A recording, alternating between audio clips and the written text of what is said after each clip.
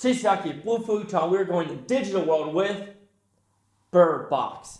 It's kind of weird actually. 3 B's in a row, Badge, the Fury, the Brave One, and Bird Box. It's kind of weird. Anyway, let me go to the next folks digital world and I'll let you know if I think the Sandra Bullock movie is worth your time. Let's go now.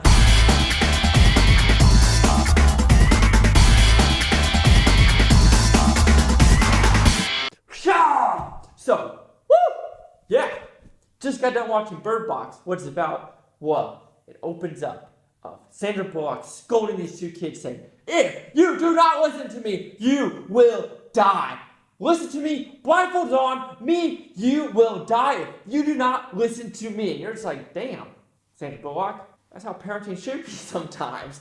But then it goes back like 5 years in the past, and it goes back to them riding on a river to try to get to a location, and then it kind of intertwines in between. So who's in this movie, and what's it about? Well, you have Sandra Bullock, John Malkovich, the comedian from Get Out, Little Ray something, I'm sorry, Trevante, Rhodes, and Jacki Weaver. Well, you don't really know what it's about. You just know people see something in the air, or it's just some entity that once you see it, your eyes kind of like gloss over and kind of get bluish and reddish, and you just want to commit suicide.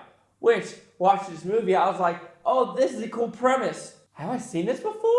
I've seen this before. They're happening! People are committing suicide and they're happening. But this is actually a little bit different. Or is it? Well, while they're happening, the plants were basically killing them. This one, you really don't know what's killing them. I want to say it is an entity from another world killing these people because it's what people say and what people do when they're under this. Because some of them commit suicide, while some of them are kind of in a trance of making people commit suicide by looking at this entity or seeing in the past, because I don't know if they're seeing their old loved ones or if they're just seeing something in the future to make them want to go and kill themselves and be part of their world instead of the world they're living in right now.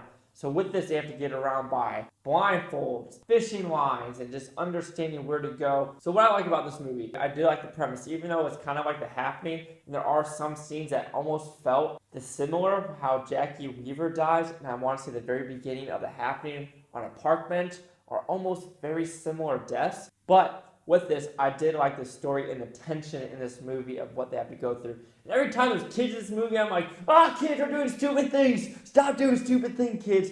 But that's what kids do. I mean, you can't really stop them from kind of wandering on your own. But that was a tension moment of like, on a boat. I did like the pacing of this movie, how it went from 5 years on the river to trying to get to this place where Rick is at, and then understanding how it started with like 17 people with like Machine Gun Kelly, B.D. Wong, and other people, and how they slowly diminish and die, and how they die. In a movie like this, you really can't go wrong with how it was written, as well as how it was shown on the director's point of view, and how she basically kind of did The Happening, but went more R-rated with more blood, more seriousness of putting comedic actors or rappers in this role and getting all of them to connect together and work as a whole. And you can only commend a director to get these wide range of people to get them to play this part and to get them all to be believable characters. And every single one of these characters in this movie are believable, and you care for a lot of them because you want them to survive. And when they do die, you're just like, damn, that sucks. Like, you actually feel for some of these characters, and if some of them do something stupid, you're like, oh, why'd you do that? And you're just like, oh, stupid decisions. But when you have a movie making you have different emotions, the movie is doing its part in making it a better experience when you're actually engaged with all the characters, all the scenarios, and the actual story going forward. The bad about the movie, there are small pacing issues, and it really kind of doesn't explain what this entity is. Unlike The Happening that basically said, they're the plants! This one, you kind of get that it is another entity from another Earth, or that's what I'm getting, just because how some people do die and what they see, and some of the people that are glossed over, they are chosen, I guess you could say it, to get more people to look, but I don't know why they're chosen. That doesn't really get explained.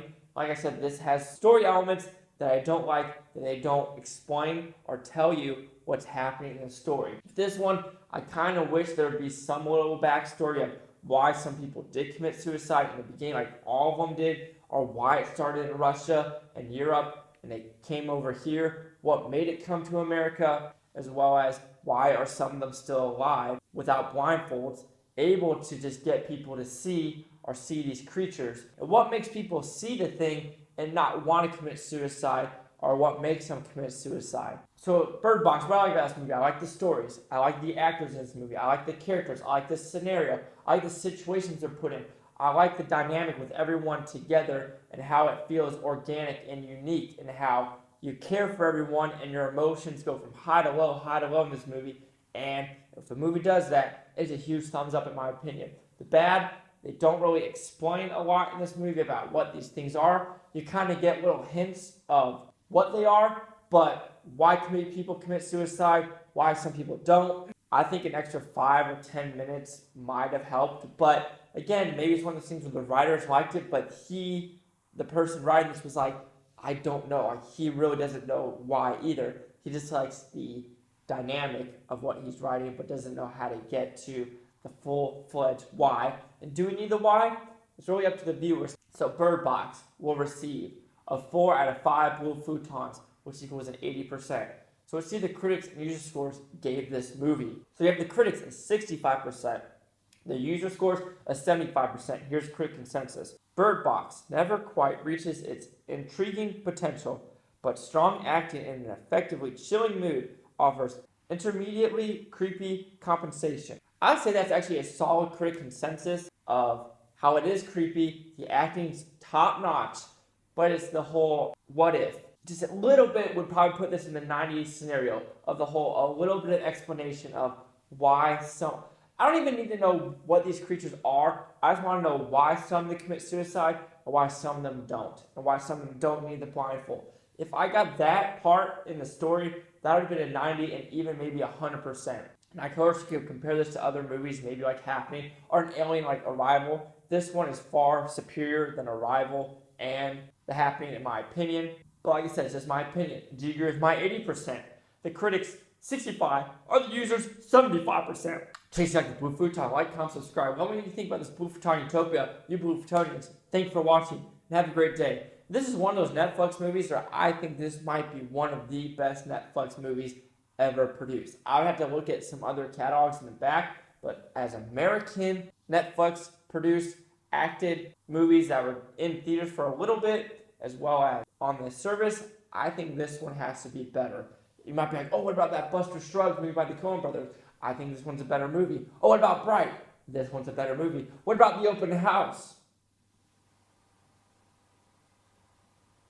That one might be the worst movie of the year. So Netflix might have one of the worst movies of the year and maybe one of the best. Because like I said, I haven't seen a lot of movies with where I'm at, and Bird Box is up there.